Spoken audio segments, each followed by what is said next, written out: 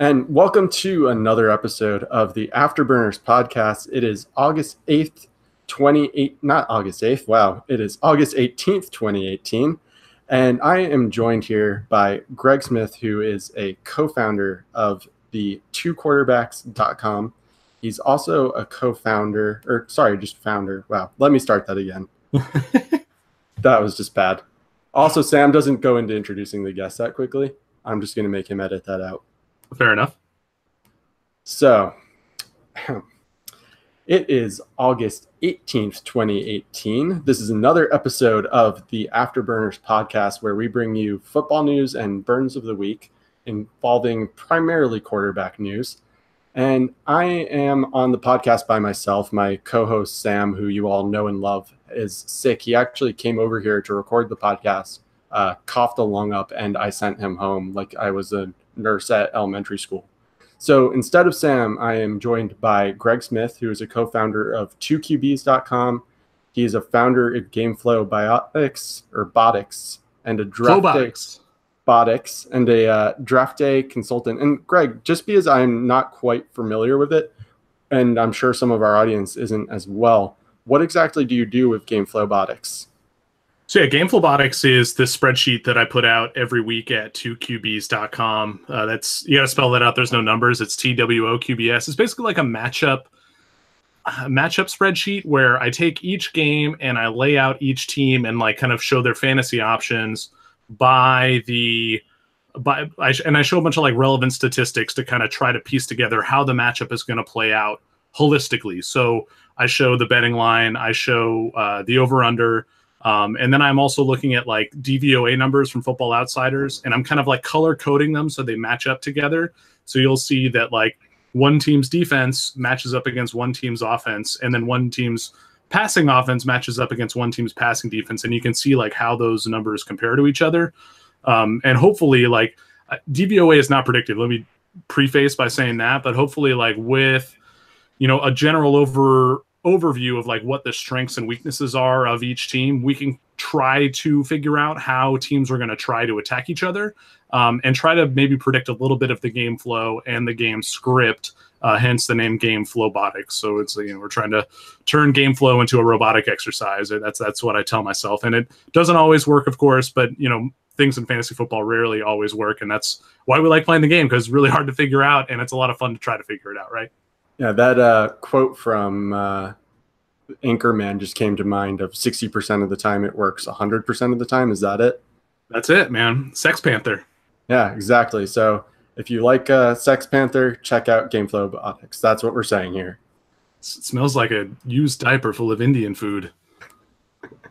Yeah, and speaking of used diapers that smell like Indian food, I actually don't know where I was going with that, but I want to talk about the most handsome man on the entire NFL, and that is Jimmy Garoppolo.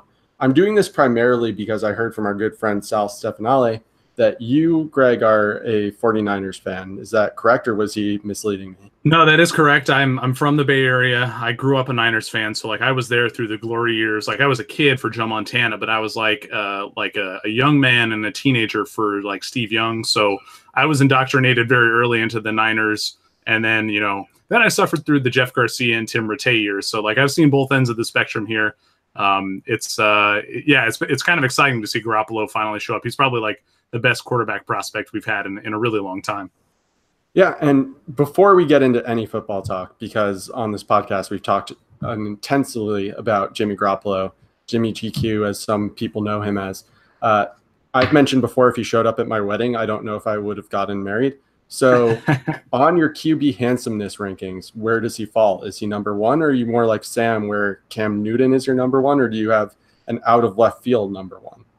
Yeah, I tend to judge that stuff by like how worried I would be if my wife was in the same room as one of these people, and like, or like when we're watching football together, she'd be like, "Oh, who's that?" And it's like she started to do that with Garoppolo last season because the Niners games are always on here in the Bay, so that is a little troublesome. And I think based upon that, it's got to be Jimmy GQ just because he's so prominent like in my life. But there are definitely arguments to be made for I think Cam is up there. I mean, Jay Cutler was definitely up there for a while, but he's no longer active, so he's out. Who am I missing? Who else is out there that ranks high on the handsome scale? According to my wife, and also just according to me, I can admit when a man is handsome. Tom Brady and Aaron Rodgers. Yeah, Aaron Rodgers looks like my buddy Jason. Like they don't look that much alike, but they have like the same like kind of deep eye sockets. And I don't know, like it's a little off-putting to me. I have another friend, like a male friend, who looks like Julia Stiles, the actress, which we always give him shit for. But yeah, I don't know. That every time like somebody looks like somebody I know, like they're not handsome, they're just my friend. You know, does that make sense? Yeah, no, I totally understand how that works. My friend Zach has been told a few times that he looks like James Franco. And ever since making that connection, I can't see James Franco without thinking of Zach, and same idea there. Once you see it, you cannot unsee it. Yeah, that's exactly right. And it must be even weirder when it's cross-gender, like you were mentioning with your friend with Julia Stiles. Yeah, that's probably the weirdest one I can come up with. And it's more that like she looks like him than he looks like her. Because I'm not going to get into it anyway. I don't know how I make that distinction, but that's how it works for me. Fair enough. And now we can actually get into some football talk. So I'm sure. Now, hold on. I thought this was a podcast dedicated to Afterburner, the arcade game. Are we really just going to talk about football? We really are just going to talk about football. God damn it. Okay, fine. What is the arcade game, though, now that you've brought it up? Oh, man. I've immediately dated myself as a child of the 80s. This is bad. It was like one of those kind of flight sim action games where like you would sit in a little chair in the arcade game and there was a joystick. And sometimes like if you went to like the fancy arcade, they would have the one that like the chair would move as you toggle the joystick and fly around. But basically just like Top Gun, the video game, if that makes sense. Yeah, I'm actually familiar with that. I think I've played it. I just wasn't sure what it was called because I used to go to arcades a bunch. For people, new listeners who don't know, what podcast, an arcade is? Or yeah, if you've never been to an arcade, go to one. There's a bunch of barcades around different cities. I live in New York, so there are a few of those here. I'm sure they exist in other cities as well. But for those who don't know, Afterburners, this podcast my friend Sam and our co-host Sam was coming up with a podcast, and we asked our league what we should name it because originally it was based on a particular league or born out of a particular league. And one of our friends said Afterburners because supposedly he had just taken a hot, spicy dump. So that's what we decided to call our podcast, and that's the name. It's not anything that fantastic. We're literally named after hot, spicy poops. That's great. I'm honored to be here. Yeah, you should be. Great podcast to be on, right?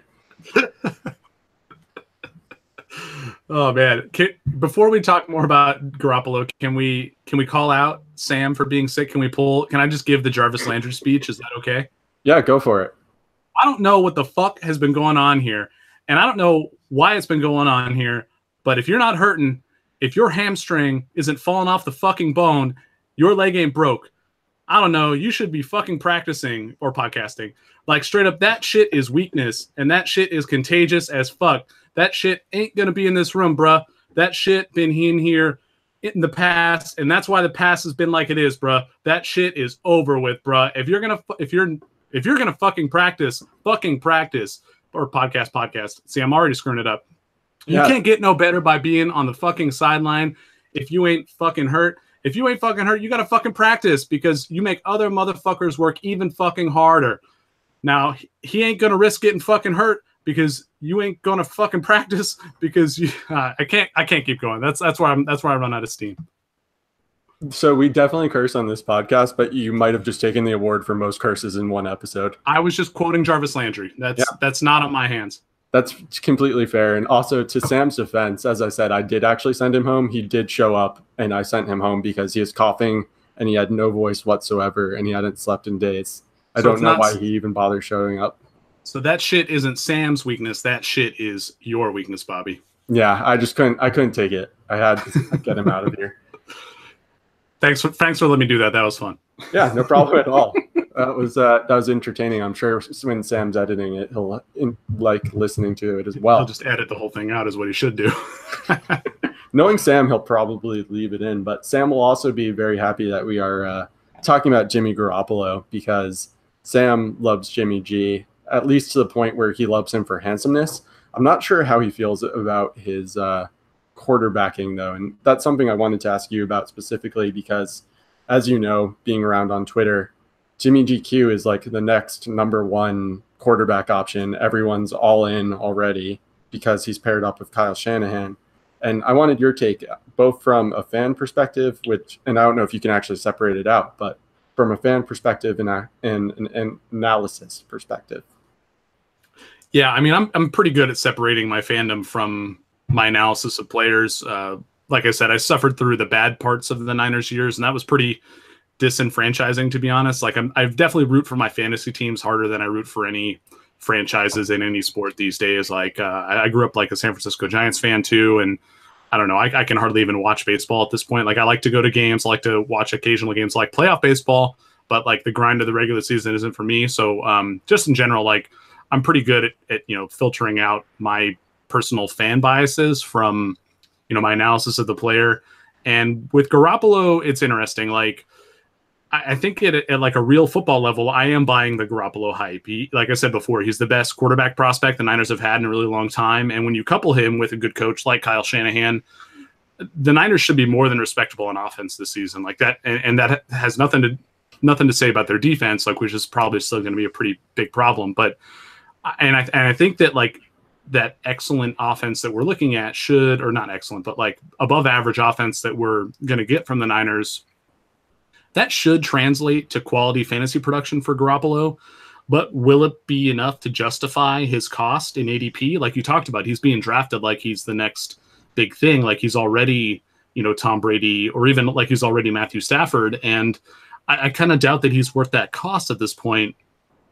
The quarterback position is extremely deep, and kind of that middle tier where I believe Jimmy G resides is full of similar values. Like I talked about Stafford, you could talk about Matt Ryan, Ben Roethlisberger, Phillip Rivers, Marcus Mariota. Like with that in mind, it really doesn't make sense to buy into Garoppolo at a top 10 ADP, or really like any quarterback in that like QB8 to QB9 range, because you can just wait and buy someone else with a similar upside at a later point in your draft. So because Garoppolo is going higher, because Cousins is going higher, like those are the two guys I kind of view as the overvalued guys from that tier. They tend to go in that like QB8 to QB10 range. I'm not ending up with them. The guys I'm ending up with in my drafts are Matt Ryan, Ben Roethlisberger, Matthew Stafford, Marcus Mariota, because those are the guys who tend to slip a little bit more. And Stafford is kind of creeping back up there. Like he's probably early in the offseason, he was a little less highly valued. And now he's like, people are starting to catch on that like, yeah, he's been a top 10 QB for however many years in a row. And, they're adding Kenny Golladay to the mix as like more of a weapon. Like who cares if they lost Eric Ebron, because Eric Ebron is trash. Like there's stuff to like about Stafford, and like the people know Stafford's name. Like they know Matt Ryan's name, but Matt Ryan had a relatively down year last year. People are bored of drafting these guys. So I'm fine like taking that boredom discount on the guys who go at like QB12 or QB13 instead of trying to chase a ceiling with Garoppolo at QB8, if that makes sense. Yeah, absolutely. And a lot of our audience, Greg, is dynasty focused. So I guess my question for you would just be, do you still feel similarly about those quarterbacks if it's for dynasty, or was that only for redraft? Because I'm guessing you said that with redraft in mind. Oh, totally. Yeah, I was definitely talking redraft there. So I'm not a huge dynasty guy. I dabble. I play in a couple, dynasty / keeper leagues. I'm definitely not an aficionado or expert by any means. I only analyze it kind of tangentially as it relates to my couple leagues and to the people who come on like the 2QB Experience podcast. But in general, I do think Garoppolo has more value there because he is still really young, because he is just now entering into that relationship with Kyle Shanahan, and it looks like he's going to be locked in as the coach there. They have some good young weapons around him in Kittle, Garoppolo, Marquise Goodwin. And that's something I care about in Dynasty. Like, I want to make sure that like the weapons can age with the quarterback. Like if I look at Juju Smith-Schuster, like one of my biggest concerns with him has nothing to do with his talent. It has to do with the fact that Roethlisberger just might not be there, in 2 years. And that could really hamper his value, after that point. Now, with that said, I think he just caught a touchdown pass in preseason for Mason Rudolph tonight. So who knows, maybe all that is like out the window, but you get what I'm saying, right? Yeah, and I definitely agree to an extent. I'm a big Juju guy, though, and I will say the one knock against him that I'll actually accept is I'm concerned about who his QB of the future is. Yeah. That's how I feel about OBJ as well. Big OBJ guy, but I do understand the concern about who's going to be passing them the ball. I mean, that's a concern for me right now in redraft with OBJ. Like, I love that dude, but I mean, what if Eli Manning is just done? Like, that's a distinct possibility. He hasn't been good for a long time. And I mean, Pat Shurmur coming in there could help and should help, but I don't know, man. Like, that's one of the hardest decisions for me right now is like how to value Beckham relative to Hopkins, relative to Julio Jones. And even like, we could even sprinkle in like AJ Green and Michael Thomas into that elite wide receiver discussion. And in Dynasty, like I think Michael Thomas has like an even better argument. But yeah, I'm like that connection between weapons and quarterback matters to me. And so to bring this back to Garoppolo, like I think that there's reason for optimism. But again, like the price is going to be so high that it's probably not worth paying just because quarterback is so deep, even in Dynasty. Like if you own Garoppolo, you should probably be entertaining trade offers for him right now just to see what you could get, especially if you're talking like 2 quarterback super flex, because, you know, this year I don't think he's going to be that much better than the guys I mentioned earlier for redraft. Next year he might be better than that, but even still, it's like, what are we hoping for, Matt Ryan? Like, is that the ceiling? Like Matt Ryan's one breakout year? Like, I don't know. Tell me where you fall in this because you play more Dynasty than I do. I'm curious to hear what you think. You can get a king's ransom right now for Jimmy Garoppolo. So if I had any shares, I would be looking to move them just based on the fact that everyone is buying into this. He's like a top 5 QB in Dynasty purposes, or even 6. And I agree with you that let's say I could trade him for a Matthew Stafford plus another piece or a pick. I'd probably do that just because, as you mentioned earlier, Matthew Stafford has that safety of knowing that he's been a quarterback 1 and he's still relatively young. So I'm not quite buying in as much. I know my friend Zach is buying in. He's all in. And I guess one of my concerns is, and I imagine the Niners will address it in next year's draft, if not free agency. Marquise Goodwin, while he was good last year, is not necessarily a prototypical wide receiver 1. And I don't know that they necessarily have that like top end passing catch or pass catching option on the team. And that's a little bit of a concern. I do think they do have a lot of good pieces, which helps the quarterback overall. I just don't know if they have that one quote unquote game breaking piece that can really put up a huge amount of numbers, which in turn helps their quarterback. Yeah, that's a good point. And I guess what I would say to that is that they could get there. But again, that's really speculative. And that's a good reason to maybe fade Garoppolo at his price, is because there's no guarantee that that'll ever happen. Like even like you look at the Browns drafting Corey Coleman, and they just gave him away. They shipped him out, you know, however many years later, like 1.5 years later, 2 years later. Like even if you draft a wide receiver in the first round, like I could throw out some more names, Rashad Perryman, Kevin White, like the Niners could think that they're getting the next big thing at wide receiver, but like we don't know that that's happening. There's no way to guarantee that at all. Like you're right. It's a really good downside. That was also a laundry list of players who have broken my heart in Dynasty. All of them, I've fallen into that trap pretty much. Right. But if we're connecting that sort of stuff to the quarterback, like what if Rashad Perriman had hit? Would the Ravens have drafted Lamar Jackson? If Corey Coleman had hit, like what would, you know, Deshaun Kaiser's season have looked like last season? Like, I don't know. Like, it's hard to say. And generally, I think that if these guys don't perform on the field, that does mean something. Like, I'd rather lean on, you know, what we see in the games as opposed to what we can speculate towards, because you can imagine all sorts of different scenarios, right? Like the fantasy football is all about that, but in the end, like these guys have to produce. And if they're not going to do that, like, the fortunes of these teams are going to change. Yeah. And it is a good question. Part of Dynasty is speculation, but you do also have to see results on the field. And, you know, I do wonder sometimes though, and I think you somewhat hinted at it, is it talent by the wide receiver that brings out talent in the quarterback? Is it vice versa? Obviously a good quarterback like Aaron Rodgers can make even quote unquote not talented wide receivers look good. But then is there also a little bit of the reverse? And I think, you know, being a Giants fan, I always think, or at least for the past few seasons, I've thought that Odell Beckham has basically single-handedly saved Eli Manning's career or prolonged it, because he's made some ridiculous catches that were overthrown or just not well placed. And he's made him look good by putting up numbers. But I really think without him, Eli might have already been done already.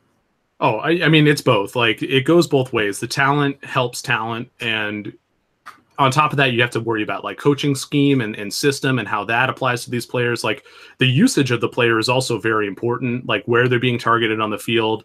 I just did a podcast last night with Josh Hermsmeyer for the 2QBs pod, and he talked a lot about that, like that average depth of target belongs to the receiver. And that makes sense, right? Like the receiver has to run the route, and the route is dictated by the scheme. Like you have to factor that in on top of all of this like talent discussion. So again, it really comes back to trying to have like a holistic approach as you're evaluating these situations and these players.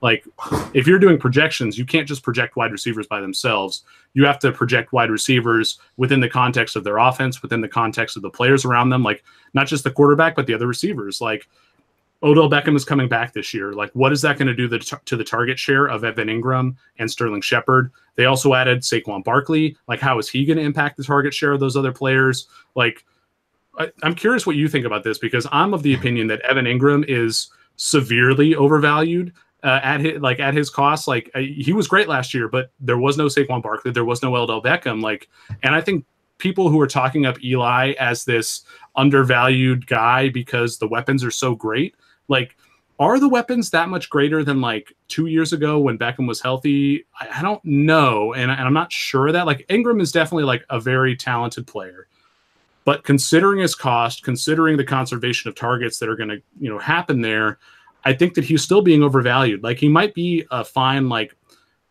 tight end 8 or whatever, but you can't draft him close to, I don't know, like the guys that are really going in the top 5. Like you can't react to the top 5 tight ends going off the board by jumping right in with Evan Ingram. Like you have to wait. Like you have to understand that like his value relative to other tight ends is got to be a little bit worse than it was last year. Do you agree with this sort of assessment, or like what are you doing with this offense as a Giants fan?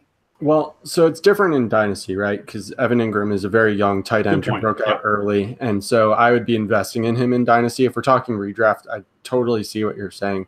The one thing I'll say there, and I'm, I guess, an Evan Ingram apologist, or I don't think he'll see a ton of regression. I do think he will see some regression from last season, is 2 years ago, or maybe it's 3 years ago, they found a way to make Larry Donnell and Will Tye fantasy relevant because they love to target the tight end in the Giants offense historically, especially Eli.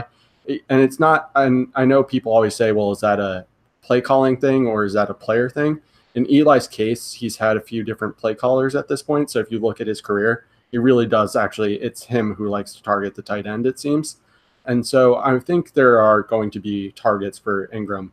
My concern actually is more for Sterling Shepard, who is my personal favorite player. I just really liked him coming out of college. I think he's going to be the one that gets hurt the most by the addition of Odell coming back and by Barkley being in the field. But I do agree with a good amount of the people who have said that Eli Manning is an undervalued option this year, because if he can even be halfway decent, I do think this is the best offensive pieces he's had in a while. And that will mean that he'll put up some fairly good fantasy points.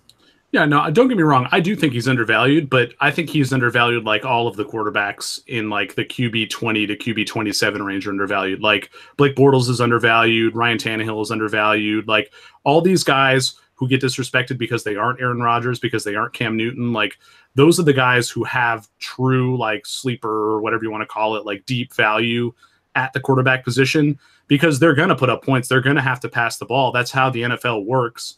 And they're essentially free compared to the guys you have to pay for.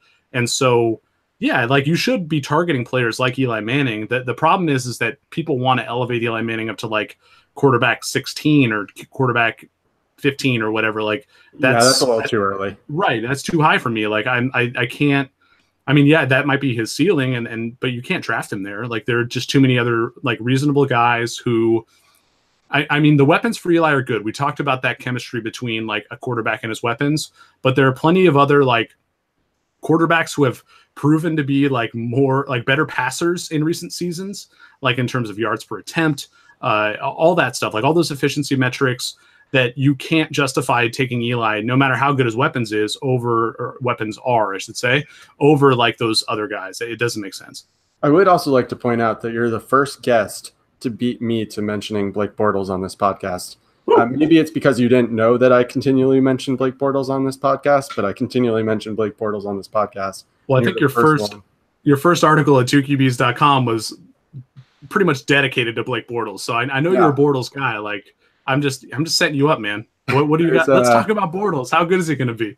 Well, see, here's the thing. So now I have to tell you that you have the Blake, which if you haven't listened to our episode with Jeff Miller, we go into great detail about the Blake, which is if you talk to me or interact with me in any way, you may find yourself drafting or trading for Blake Bortles, and therefore you've caught the Blake, and there's just no way of getting rid of it. I saw a little bit of this on Twitter. I did not hear the episode, but I appreciated the tweets. Yeah, so you now have the Blake, and you got it without even knowing you had it. That's the ridiculous part of this. But yeah, Blake Bortles, just to go into it really quickly, I say this almost every week. He's shown improvements on a real football skill level almost every year. And by that, I mean he's cut down on his interceptions. Yes, he still throws a lot. But Tom Coughlin, I don't know how many people know this, gave him a mandate to cut down on his interceptions last season. And he did it. And having Fournette there helped him be a bit more effective. I said this on last week's podcast. I actually think he has the best weapons he's had his entire career, even though Allen Robinson left. I just think all around he has the best weapons. And so I'm expecting big things for him this season. I'm going to be totally wrong because I have a bunch of bets on it. So no one should listen to me. I'm going down on the ship by myself. But I do believe that Blake Bortles is in for big things. Yeah, I mean, I can see it. Like the way that team is constructed is kind of perfect for who Blake Bortles is as a player. Like we know he's not accurate. We know he's not a great passer, but they have a dominant defense, which is going to set them up with like good field position a lot of the time. They have a dominant run game, or maybe not dominant, but they have a good running game, which takes pressure off the quarterback. He's a good runner himself, which complements having a good running game. And, you know, running as a quarterback is very sneakily good in fantasy. So like all that factored in with, like you said, like the kind of wealth of weapons that he has there, even though like some of those weapons aren't name brands or not super exciting, like Keelan Cole, D.D. Westbrook. I mean, even Dante Moncrief is burned so many people at this point that I don't think anybody really likes him anymore. But the fact of the matter is that like between Dante Moncrief and Austin Seferian-Jenkins, like one of those guys is going to be a good touchdown threat. And the fact that they have both of them means that like they can get away with some deception in the red zone. And they have the deep threats with Cole and Westbrook and like to like threaten those bigger plays from further away from the goal line. They have Marquise Lee, who's a good possession receiver. Like it is a really like kind of sneaky good setup for Bortles. And he, like we've talked about, he's essentially free. So you don't have to like pay up for Matt Ryan if you don't want to. Now in a 2-quarterback league or but even like a dynasty league, like 1 quarterback, like you can go to war with Blake Bortles in like a streaming combination with some other guys. Like I'm with you. Like he's totally a fine, reasonable play. Like I don't know if I'm going to be overdrafting him or placing bets on him necessarily because I don't think he's that great of a quarterback, but the situation is good and that matters. Yeah, and clearly I should just replace Sam with you for this podcast. And since you said nice things about Blake Bortles, Sam hates Blake Bortles. I'm pretty sure. Well, Sam is a Steelers fan, so I'm pretty sure it's 100% just because of the postseason. That's my sneaky AFC team. I've kind of rooted for the Steelers for arbitrary reasons for many years, but I still like Blake Bortles, man. All right, like I said, fantasy over real life, you know, fan allegiances every day. I'm not quite there. Not that many people know this about me, but there's only one team I hate, which is the Cowboys, and I will not draft or trade for any Cowboys players. And everyone always says, oh, that's a bad strategy. You won't win that way. First of all, I've won that way. Second of all, I play fantasy to have fun. And for me, it's not fun to root for a Cowboys player, so I won't do it. And there's nothing, and I understand, like from a pure strategy perspective, it's bad to cut off the pool of players you can trade for or play, but I've managed to find ways to make it work, and I'll never be convinced to stop doing it. Yeah, I love it. I mean, honestly, you're 100% right. Like fantasy, you can win in so many different ways. There's no point in drafting someone you don't want to root for. Like if you have a really big beef with like Adrian Peterson because he whipped his kid, like, which, you know, everybody should have a big beef with that. Like you don't have to draft Adrian Peterson. You know what I mean? Like, and if you don't like a team and you don't want to root for players on that team in your fantasy lineup, then just don't draft them. Like try to win some other way. It's totally possible. I will say it is detrimental, though, if you're one of those people who like hates every real team except yours, then you might not want to follow that strategy. That's a good point. Yeah, don't do that. Because I definitely know some people who hate just you have no one to draft anymore. How do you feel about the Jets as a New York Giants fan? Are they just like is it like a stepbrother, like a little brother thing with them, or what? Like, explain to me the psychology there. Sure. So I was at the first game I ever watched was a Jets Patriots game, and I rooted for the Jets because I was watching with my brother-in-law who is a Patriots fan, and I really just wanted to root for the underdog. If I don't have a rooting interest in any sporting event, I'll find out who the underdog is and I'll root for them by default, just because it's always cool to see an upset. And so the Jets actually won that game, and I went to my dad and I said, I think I'm going to be a Jets fan. My dad said, no, we're Giants fans in this household, and that was pretty much the end of it. And probably a smart move on his part, to be fair. Yeah, it worked out in the long run for me. But I will say that I do watch the Jets games if I'm not doing anything else. So I'll watch both the Giants and the Jets games. I generally support the Jets. There was one year when I was particularly annoyed at them because I went to a Giants Jets game to watch at a bar, and one of their fans was being particularly obnoxious. So I didn't want him to have any happiness in life. So I wanted them to lose every game. But generally speaking, I support them too. And I'm very interested to see what they do this year and bring it back to quarterbacks. You know, they just drafted Sam Darnold. They have Josh McCown. There's rumors now that they're talking about trading Teddy Bridgewater. And one I wanted to ask you was, where do you think Teddy Bridgewater will be traded if he is traded, and does he start there? And then also as a follow-up, who do you think is the starter week 1 for the Jets? So, I mean, what sort of market even exists for teams that want to trade for quarterbacks? Like, we can talk about which teams could potentially want a guy like Bridgewater. Like, let's talk about some teams that should want Bridgewater, right? We could talk about the Los Angeles Rams, but they're not going to trade for him because they have Goff on his rookie deal. Like, there's too much of an advantage built into that, so they're not going to trade for him. And Goff could get better. I'm not a big Goff guy, but, you know, it's possible that he's, you know, at this point, a more valuable commodity than Bridgewater, especially because Bridgewater has had the injuries. And those things tend to, like, down the road propagate. Like, Goff has stayed relatively healthy. Like, I get it. Like, the Rams could consider it, but they won't do it. The Buffalo Bills probably need a quarterback, but they're not going to trade for Bridgewater because they just drafted Josh Allen. Sal's going to hate me for saying this, but Washington could use a quarterback. I mean, they won't do it because they just paid Alex Smith a small fortune. But and like, I know that Washington sees Smith as an upgrade, or at least an equivalent to Kirk Cousins. But before last season, Smith was a replacement level guy among quarterbacks. And I think if Bridgewater ends up being more than that, Washington may regret the path that they've chosen. But that's not to say that they had the pieces to trade for Bridgewater either. We could talk about, like, the Broncos maybe, but they probably won't do it because they just paid Case Keenum.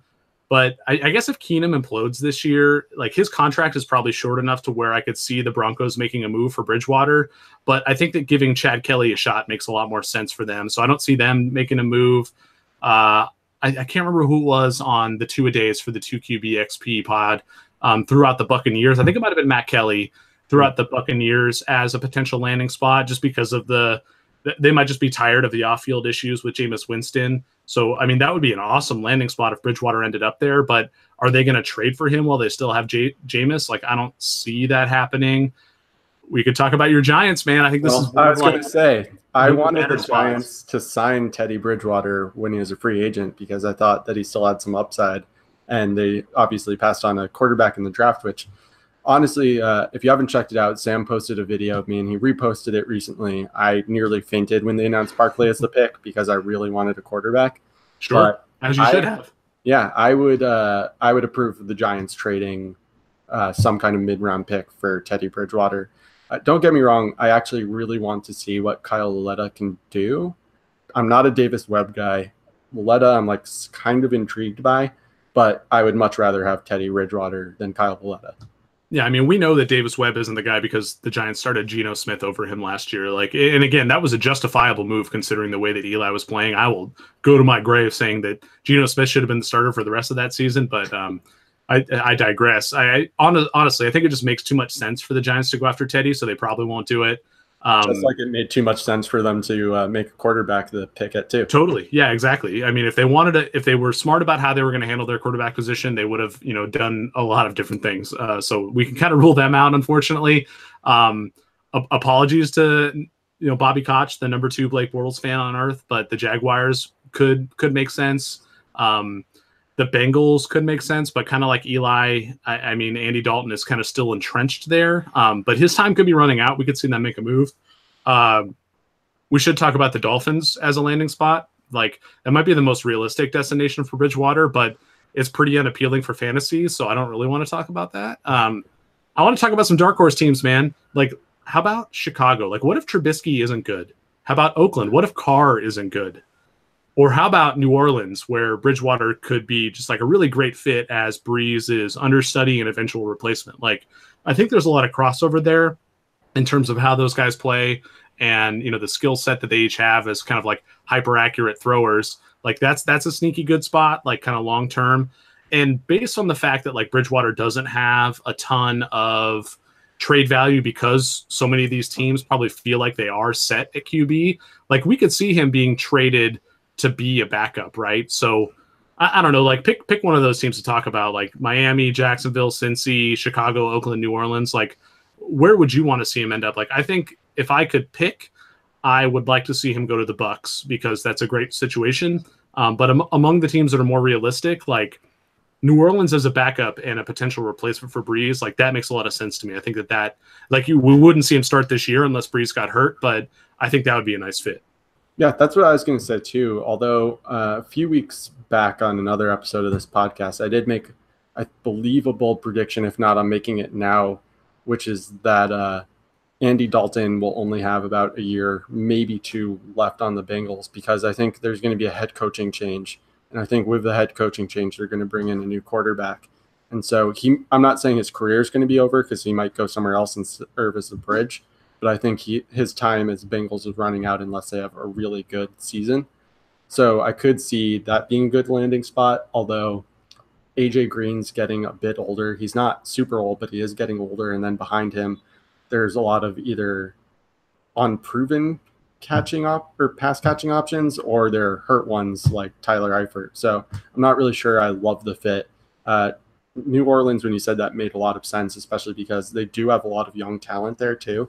Mm-hmm. I love Traquan Smith. Michael Thomas is obviously great. Alvin Kamara can help a quarterback out by catching some passes and learning from Breeze. Anytime, I know what we always build up this narrative as fantasy analysts of, oh, this player's going to go there and actually learn from this player. But everything you hear about Drew Brees is that Drew Brees is like an incredibly great guy. So he seems like the exact kind of guy who would take a young player under his wing and mentor them. And I don't think that Taysom Hill or JT Barrett are necessarily going to be the future of the Saints franchise. So I could definitely see Bridgewater being a good fit there. Yeah, getting back to your follow-up about like what the Jets are going to do, I think it makes the most sense for them to go with Darnold in week one and just for the whole season. I mean, by most accounts, he's looked good in camp and in preseason. And let's be real, the Jets aren't winning the Super Bowl, so it really makes sense to get Darnold some NFL reps, you know, against real defenses. And in general, like history with those high equity quarterback picks is on Darnold's side. Since 2008, I think quarterbacks drafted in the top 10 have started an average of at least 12 games in their rookie season, like 12 plus games on average. So it stands to reason that Darnold is going to be the guy in their week one, and that McCown's only going to come in if Darnold really struggles, or if Darnold gets hurt. And if that happens, like I think they'd probably just turn to Bridgewater instead, assuming Bridgewater's still on the roster. Like, because I don't know if they're going to be able to trade him. That just doesn't seem super feasible. Although, I don't know, like trades are definitely becoming more commonplace in the NFL. Like Garoppolo getting traded midseason last year was pretty crazy. Like no one saw that coming, I don't think. Maybe not no one, but it's like that's not something you would often see in years previous, was like a marquee quarterback or like a player that most people knew of getting traded to a team and then becoming the starter. Like I don't necessarily know if we're going to see that with Bridgewater because there isn't a whole lot of precedent for it outside of last year. Yeah, that felt a bit like Bill Belichick just messing with everybody because he could, which seems like a typical Bill Belichick move. Speaking of narrative. Yeah, and then as for Teddy getting traded, so I will say in the local New York media, there are some people who think that he should start for a few games because the Jets have a particularly tough schedule to begin the season. Sure. So they're saying they should start him and then start Darnold after just because they don't want to ruin his confidence. I think you just start him from week one. You drafted him in the top 10. Yep. He's going to have to learn how to play against tough teams eventually. You might as well just put him in there and see what happens. Yeah. And if he gets knocked around too much, like that's when you pull him out and throw one of those other guys in there. Yeah, I think you got to get him the reps. Like there's so little practice time for players these days. There's so little game time for these players that if you invest that much in a player, top of the draft, you got to get him in there sooner rather than later, just so they can kind of get up to speed with what the NFL is. And I think that's the biggest argument for Baker Mayfield over Tyrod Taylor right now too. And like Hugh Jackson can say all he wants that Tyrod Taylor's the starter, like they're planning for him to remain the starter, like whatever. I don't care. Like they drafted Baker Mayfield for a reason, and he's going to get in there and start at some point this season. It might not be till week 10, but it might also just be in like week 3 after Hugh Jackson gets fired. Like we don't know. And with that in mind, like I think Tyrod's only really like a draftable guy if you're streaming early in season. Like in a 2-quarterback league, the only quarterback I want from Cleveland is Baker, because he's the guy who has like the chance to start the most games. I think like history favors him in terms of that stuff.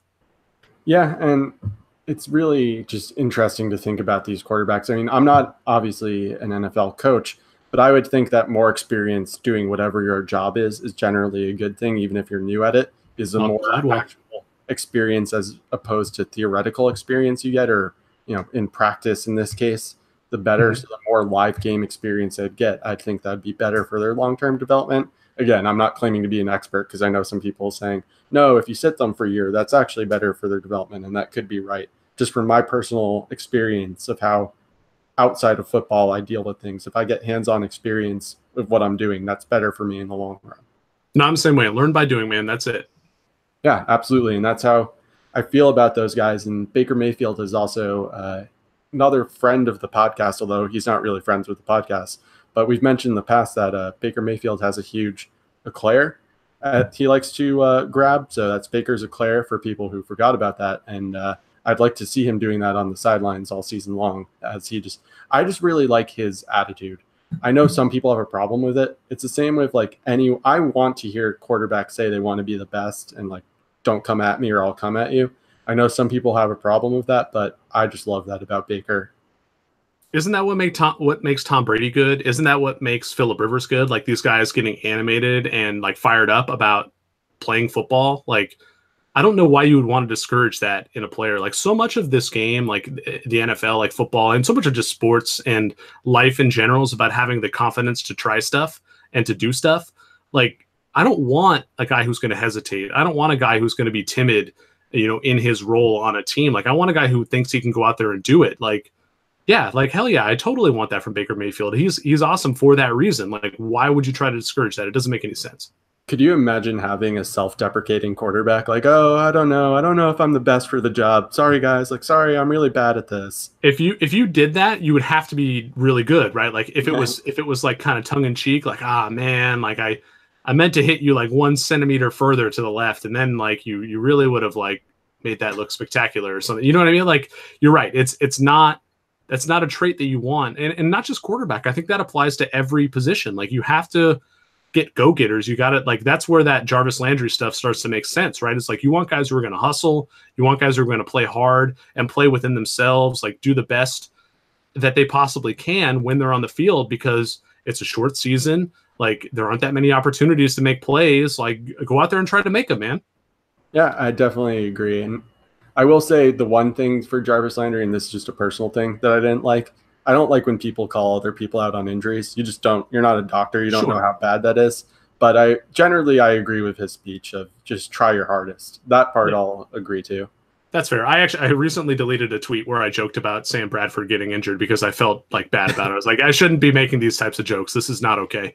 But yeah, I totally agree. Like calling somebody out for like being hurt is kind of messed up. But I don't know. Like the Jarvis Landry should have that mentality.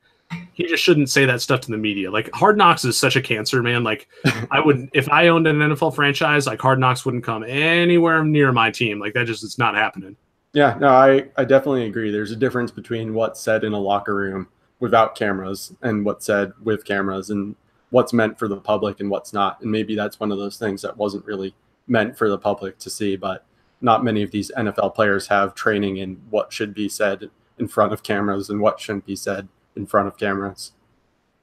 Yeah, no, I'm not going to like speak to Jarvis Landry and his motivation for doing that, but I don't know. Like, yeah, he could have handled that better, and like doing it in front of a camera was just a bad idea. Yeah, and totally unrelated to quarterback's note, but just related to Hard Knocks note, I don't blame Josh Gordon at all for staying the hell away from that facility.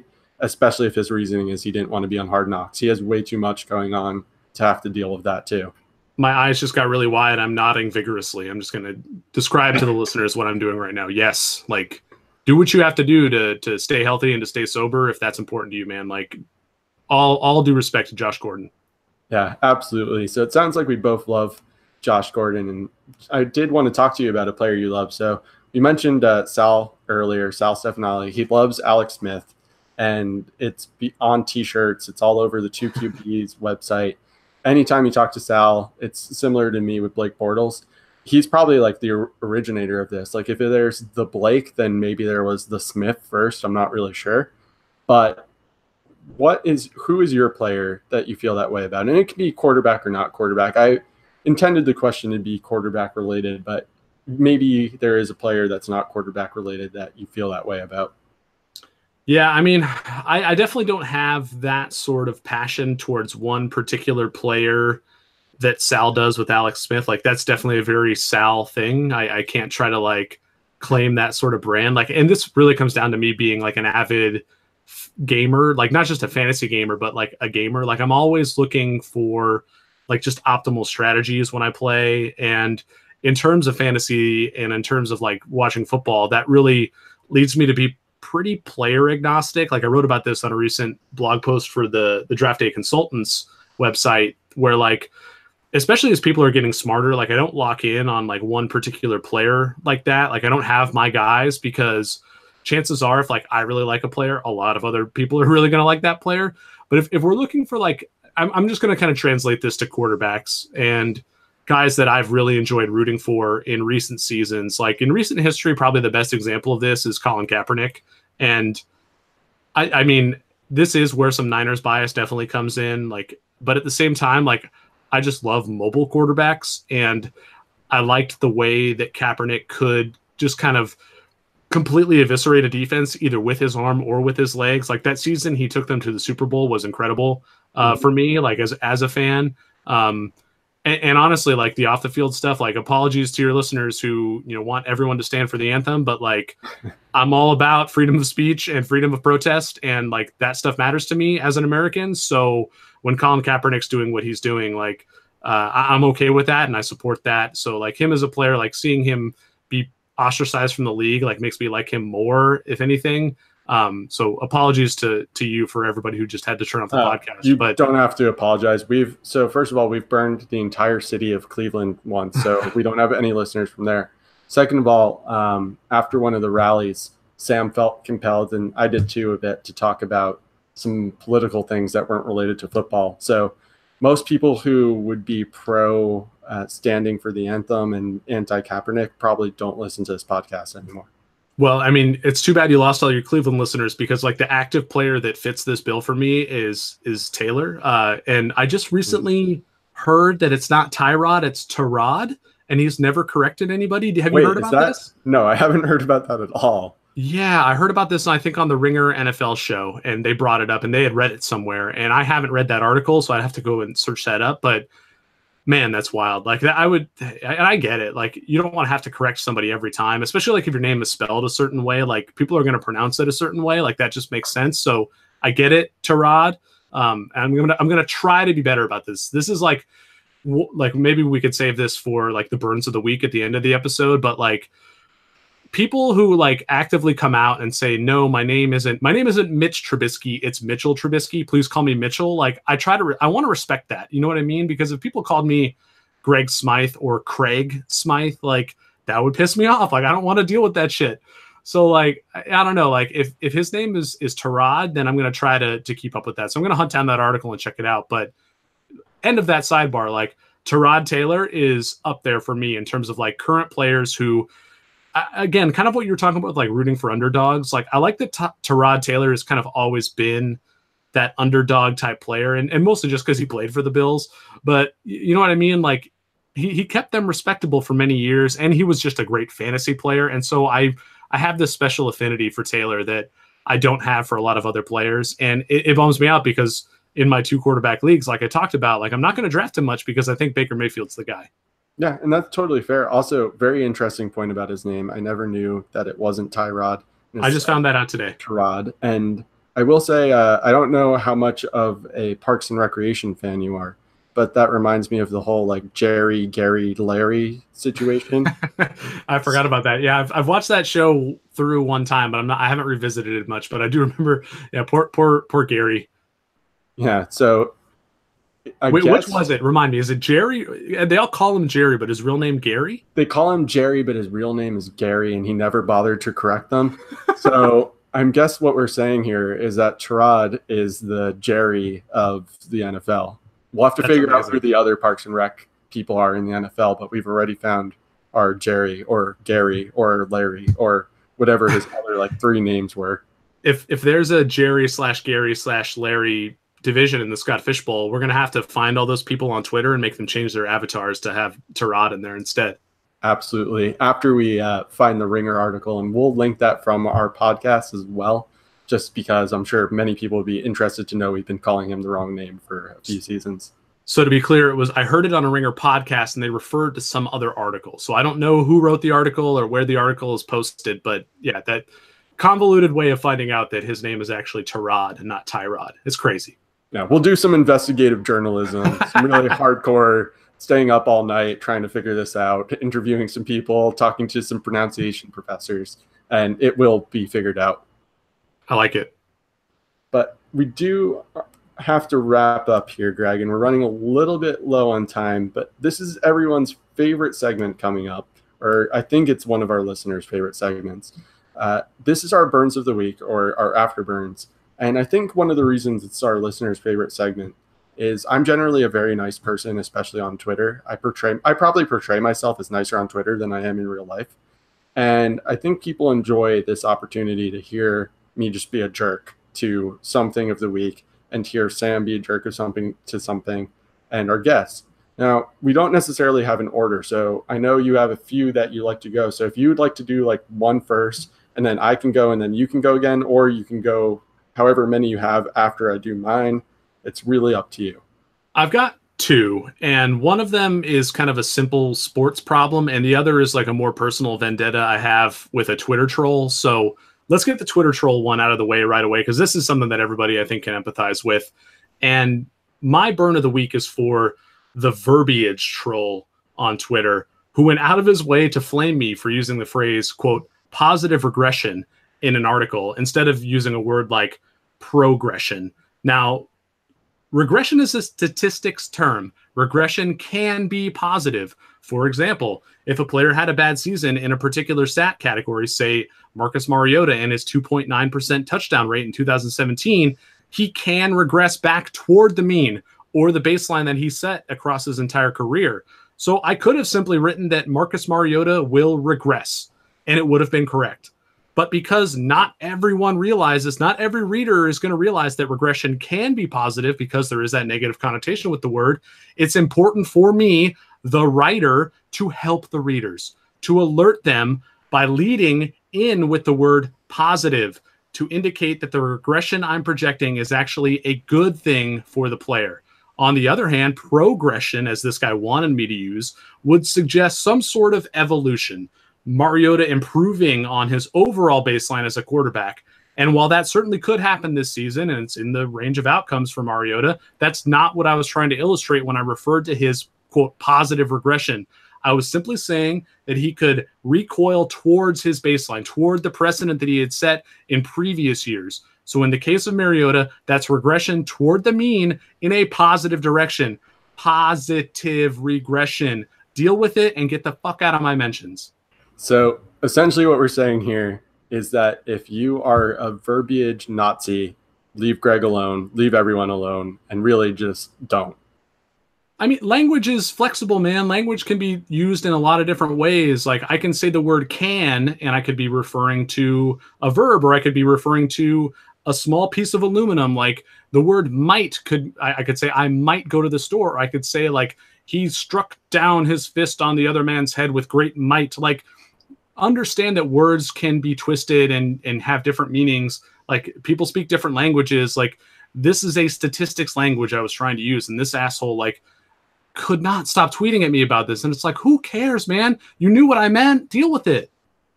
Yeah, I would definitely say that's That's really hard to follow up too, because I thought about it. Normally I have a lot of things to complain about.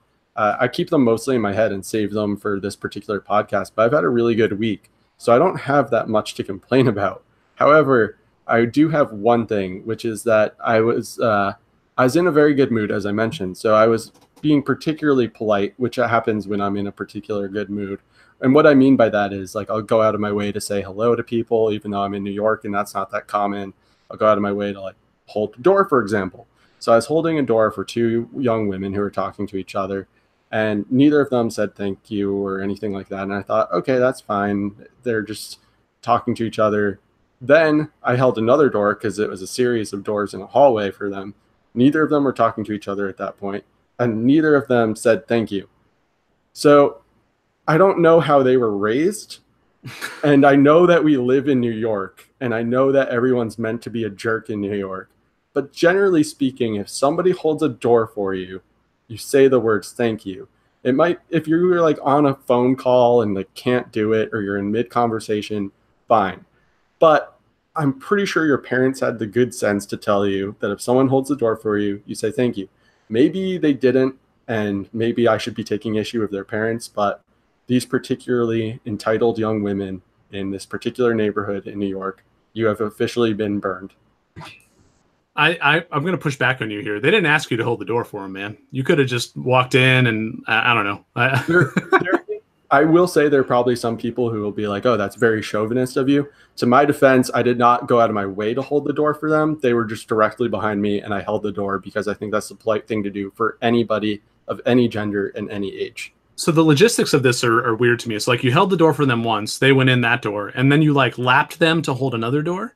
So the way it works is there's a security building or a security that I have to walk through for my apartment building because I have to go through it with my dog because he's not allowed in the main lobby. So you open a door to go into this little like security thing, you swipe your ID, and then you open another door and you're in the main building. So I opened the first door to get into like the little security lobby, and then I opened the second door because I was still like directly ahead of them after I swiped in. So the first door holding was like I'm already through the door, but I'm propping it for you from the inside? Exactly. Okay, and so you were still ahead of them. All right, I'm glad we cleared that up. That's very important. Yeah. I mean, I understand what you said. They didn't ask me to hold the door, but at the same time, if somebody held the door for you, how much effort does it take to say thank you?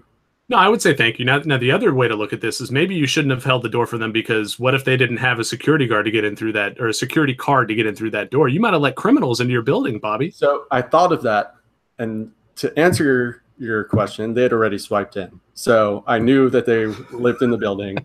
I did not let criminals in. I have, however, one time a guy came up to this totally separate story, but this is time for a tangent, I guess. Another guy did come up to that door, and he looked super lost, I guess, but like he looked normal to me, and he looked like he wanted to get in, and I did let him in. So if something bad happened to the building, it would have been totally my fault. And I thought about that like immediately. I didn't think about it when I was letting him in. I was just like, oh, this guy needs to get in. And then later I realized, wow, I could have really messed things up there. What does a normal person look like? That's a great question. I don't think we have the time to get into that in this podcast. I asked the hard-hitting questions, dude. But when you live in New York, all I can say is you start to adapt a sense of like who's at least relatively normal, because in New York, relative is the key word there because most of us are not normal, and who is a little on the off side. I could see it. Yeah, I mean, I think I'm generally of the opinion that most people are not normal. Like everybody's got some weird quirk to them. But I want to squeeze in one more burn here, and this is kind of a general burn. I'm going to say fuck halls of fame. Every hall of fame, all of them. These are museums that are completely biased. Like politics are way far too heavily involved in how any hall of fame works. They all have some, requisite of like arbitrary eligibility. Like that's really stupid. Like if I want to learn the history of a sport and that sport's most best or most interesting players, or we can apply this to music, like the Rock and Roll Hall of Fame.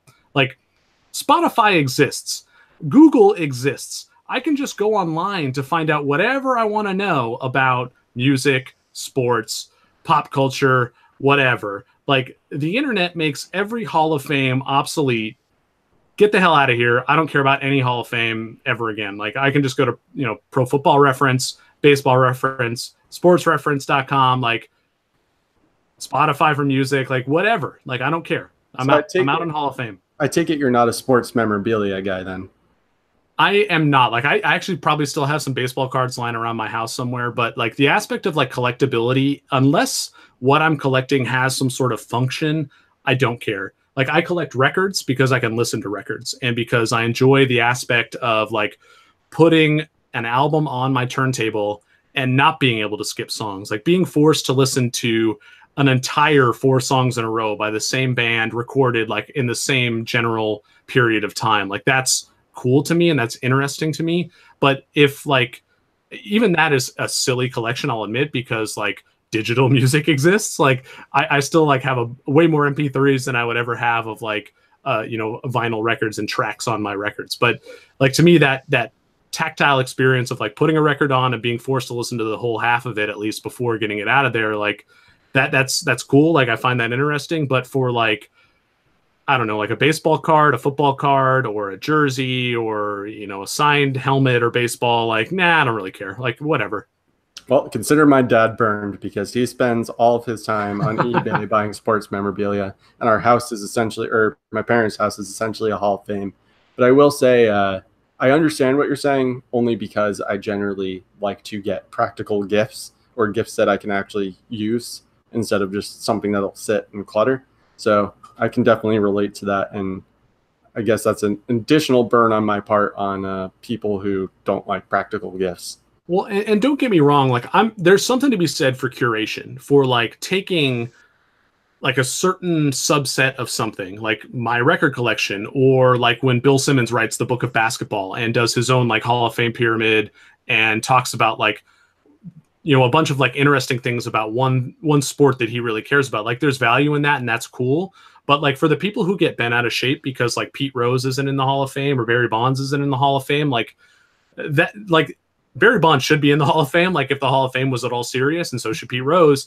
But like why stress over that stuff? Because it doesn't matter. Like, you can go and Google like best baseball players ever, and Barry Bonds at some point is going to come up in that list. You know what I mean? Pete Rose is going to be part of that discussion.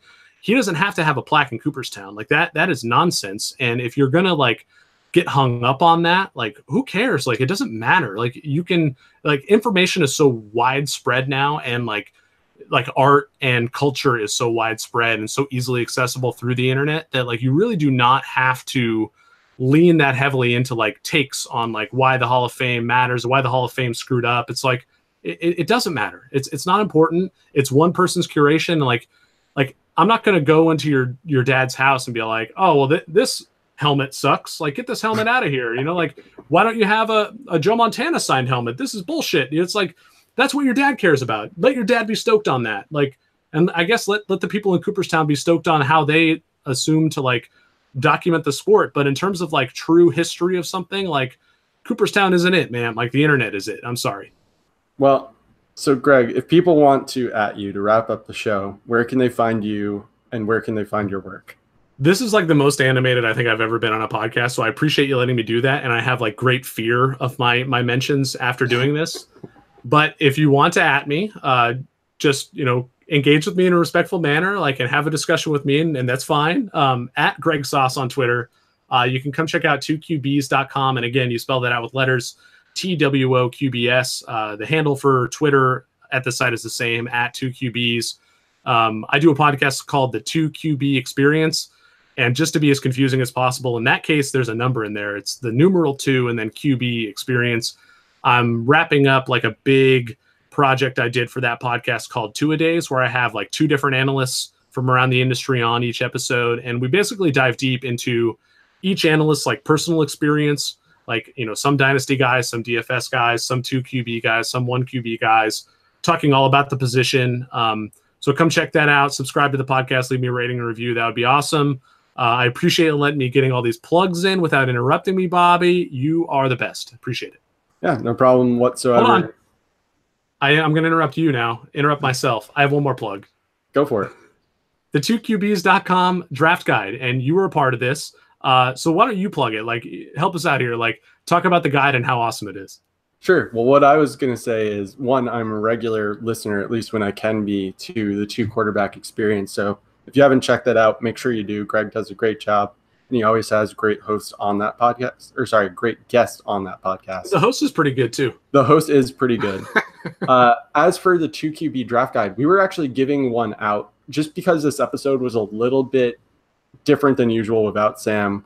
We will push that to the next time we do that, which brings me to another note, which is that the podcast may be less regular from now on. We're discussing it. Sam just got a full-time job. As many of you know, I just started business school, so I may have a little bit less time to make this a weekly thing. It may be bi-weekly or monthly. We're figuring it out. We'll let you know as soon as we do. But to get back to the two quarterback draft guide in general, that thing is so full of information from people who spend all their time thinking about quarterbacks, and then somehow I ended up writing an article in it. But if you want to know anything there is to know about quarterbacks, and my favorite part is probably the in-depth draft profiles that were given to you primarily by Greg, and I believe it was also Anthony Amixta. I apologize if I pronounced your name wrong, Anthony. Greg, feel free to correct me if I'm wrong about any of this information. It's been a while since I've read the guide, but I did read it when it first came out, and I was very impressed by all the information in there and would highly recommend it to anybody in two quarterback leagues or Superflex. And I know this is an important issue to everybody, but it's an important issue to me. Some percentage of the sales does go towards NCADV, which is the National Coalition Against Domestic Violence. So not only are you getting a ton of great information about quarterbacks, but you're also helping a great cause. Yep. 10% of each sale is going to go to the NCADV. And what I did last year was I matched that total personally. So whatever amount we sell of the draft guide, I'm going to match that donation myself to the National Coalition Against Domestic Violence. Those quarterback capsules you talked about are really great. The analysis on those were done by Anthony Amico at Amixta on Twitter, AMICSTA.